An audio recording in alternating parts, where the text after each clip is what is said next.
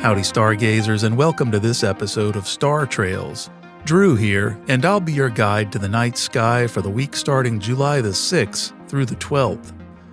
This week we answer some listener mail and explore the mystery of mass. A big full moon looms low on the horizon, and we take a detour into the icy reaches of our solar system, where relics of the early universe hide away in the darkness. Whether you're tuning in from the backyard, the balcony, or just your imagination, I'm glad you're here. So find a cozy spot, let your eyes adjust, and let's see what the sky holds for us this week.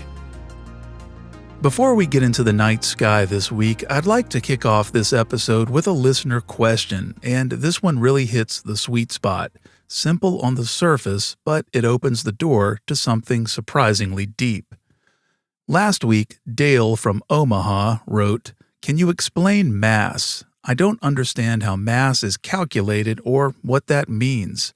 I've heard astrophysicists say two planets are the same size but have different masses. A simple explanation would be greatly appreciated." Dale, first off, thanks for writing in with this question, and I know you asked for a simple explanation, and I intend to provide one. But mass, although a reasonably straightforward concept in and of itself, is connected to some of the real mysteries of astrophysics and the workings of the universe. I'll get into a few of those in a moment, but let's first figure out what's going on at the most basic level. Mass is essentially how much stuff is packed into something. It's not about how big something looks, it's about how much material is actually in there. Think about two identical suitcases. One is filled with clothes, the other is packed with bricks. They take up the same space, but the one with bricks is a lot heavier. That's because it has more mass. Astronomers talk about mass all the time. Just like your question, two planets can be the same size, but one can have more mass. That means one is denser. Maybe it has a larger metal core or more rock and less gas. Same outside dimensions, but more weight on the inside. Let's consider Earth's planetary sister, Venus. Both Earth and Venus are roughly the same size, but Earth has more mass thanks to its larger metallic core. Let's take another example. Because it's summer, let's consider a beach ball compared to a bowling ball, maybe a good 16-pounder. The beach ball is very light, but much larger than the bowling ball. The beach ball contains mostly air, while the bowling ball is filled with, well, whatever bowling balls are made of, dense resin or plastics, I assume. It's that density that matters rather than the size. And density is what determines mass. Now, here's where things start to become fascinating. Let's shrink ourselves down to the molecular level. If you were to stand next to a beach ball and a bowling ball at this tiny size, you'd feel a gravitational pull towards the bowling ball. Mass is directly tied to gravity. The more mass something has, the stronger its gravitational pull. Earth pulls harder than the moon because it has more mass. The sun keeps the planets in orbit because it's massive, not just in size, as the term is often used, but in actual weight. In astronomy, we can't weigh things directly, so we figure out mass by watching how objects move. For example, how fast a moon orbits a planet. That motion tells us how much gravity there is, and gravity tells us the mass. Now let's get weird. Mass accounts for some of the most fascinating phenomena in the universe, including one of the most extreme, black holes. These are the ultimate examples of mass and gravity gone wild. A black hole forms when a giant star collapses and all that mass gets squeezed into an incredibly tiny space. Imagine taking something more massive than the sun and cramming it into something the size of a city or smaller. The result is unbelievably dense. Now remember, gravity depends on mass, and our distance to an object alters how much gravity we experience. Because black holes are so compact, you can get extremely close to them. But if you get too close, you get sucked in, and there's no turning back. The gravity near them is so strong that even light can't escape. That's why they're black.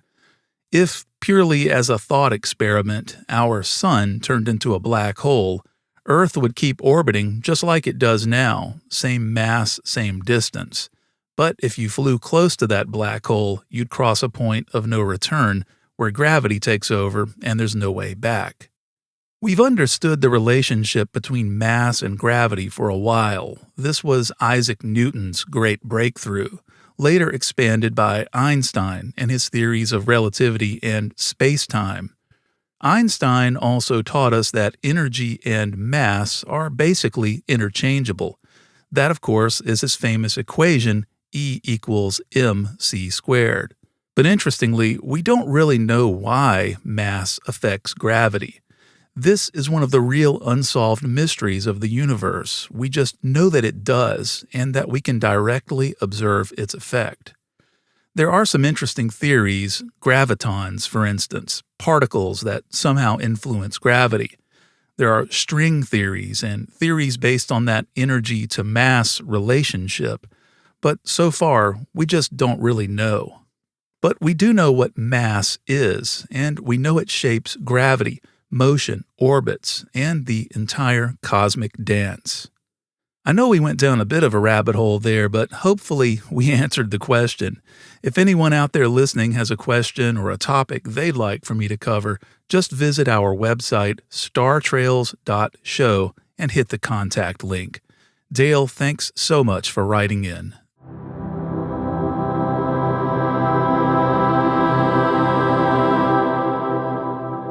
The night sky is fairly quiet this week, and it will be dominated by the upcoming full moon. On Thursday, we're treated to the full buck moon rising in the evening sky. The buck moon is the traditional name given to July's full moon. It comes from, you guessed it, Native American traditions, named after the time of year when male deer begin to grow their new antlers. It's a moment that marks high summer, and this year's buck moon has a little extra drama. Because it's rising low on the horizon, we'll experience what's known as the moon illusion, that trick of the eye where the moon looks huge when it's near the horizon, especially just after it rises. Our brains compare it to nearby objects like trees or rooftops, and we perceive it as being much larger. It's a gorgeous effect, and one of the best full moons of the year to photograph if you have clear skies in your area. Now on to the planets. Mercury is hanging out low in the west-northwest just after sunset around magnitude 0.3. Best seen early this week if you have a clear view of the horizon. Mars is hanging out in the west, still reddish, but fading into the twilight. Saturn and Neptune are up in Pisces, rising late and sticking around into the night. Over in the pre-dawn sky, Venus is bright and unmistakable in the east. Later in the week, it's joined by a faint Uranus hiding in Taurus. As always, you'll need a scope or good binoculars to spot Uranus and Neptune. It's still early, but meteor season is just around the corner.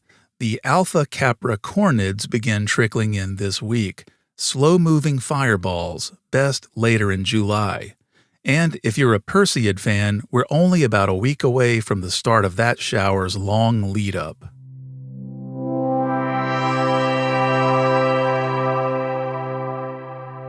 Have you ever considered how far our solar system extends from the Sun? In this episode, we're taking a little detour beyond the outer planets into the frozen frontiers of our solar system. We'll explore two of the most mysterious regions we've never actually seen with our own eyes, the Kuiper Belt and the Oort Cloud.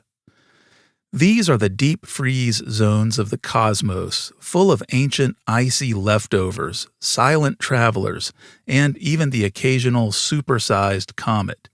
Let's start with the one closer to us. The Kuiper Belt, named after the Dutch-American astronomer Gerard Kuiper, is a ring of icy bodies orbiting the Sun beyond Neptune. starting around 30 astronomical units out. At that distance, sunlight is a pale glow and the temperature is hundreds of degrees below zero. The Kuiper Belt is the solar system's icy junkyard. It's full of leftover material from when the planets formed about 4.6 billion years ago. We're talking rocks, frozen gases, chunks of water ice, and other elements that never made it into planets.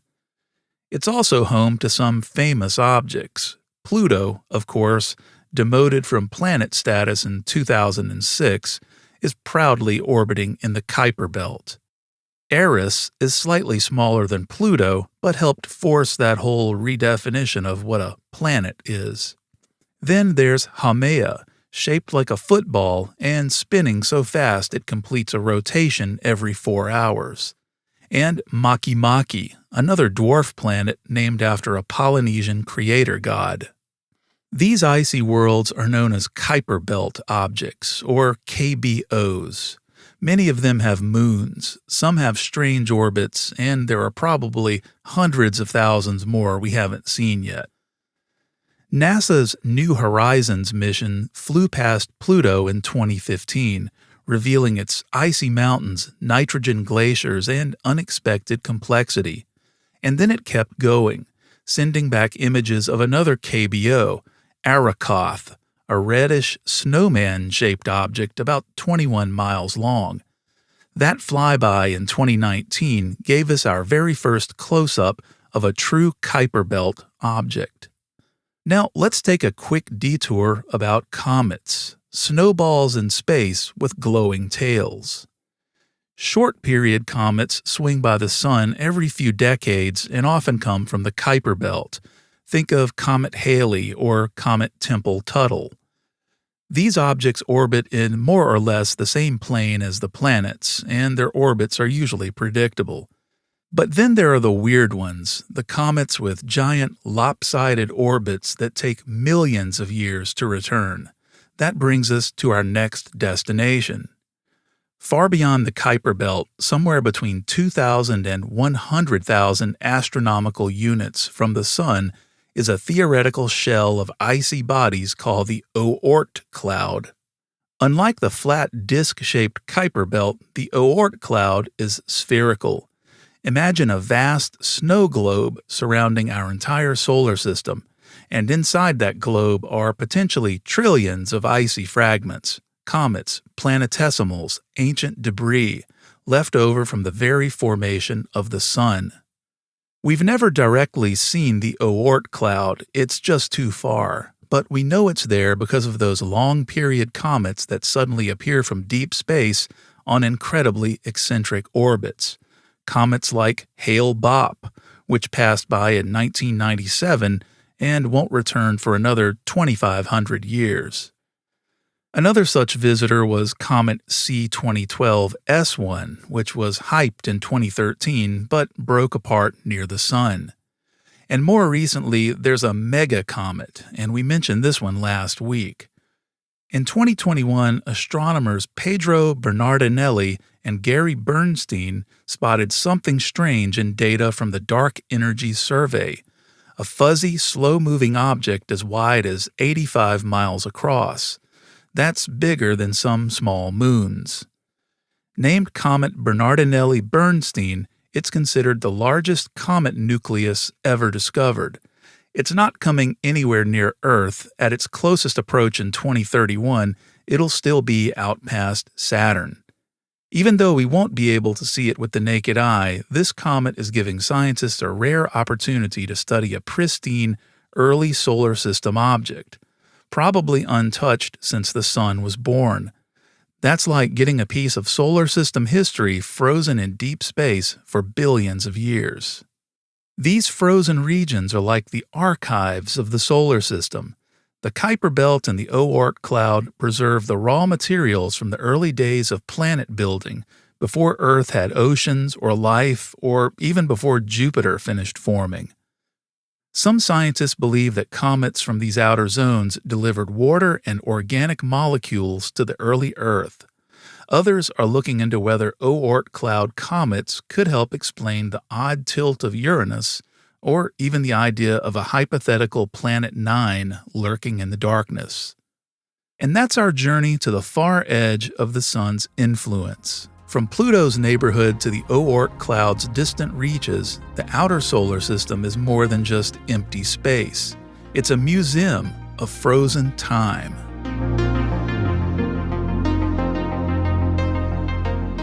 If the stars spoke to you this week, or if a question's been on your mind, I'd love to hear it. Visit our website, startrails.show, where you can contact me and explore past episodes. Be sure to follow us on Blue Sky and YouTube. Links are in the show notes. Until we meet again beneath the stars, clear skies, everyone.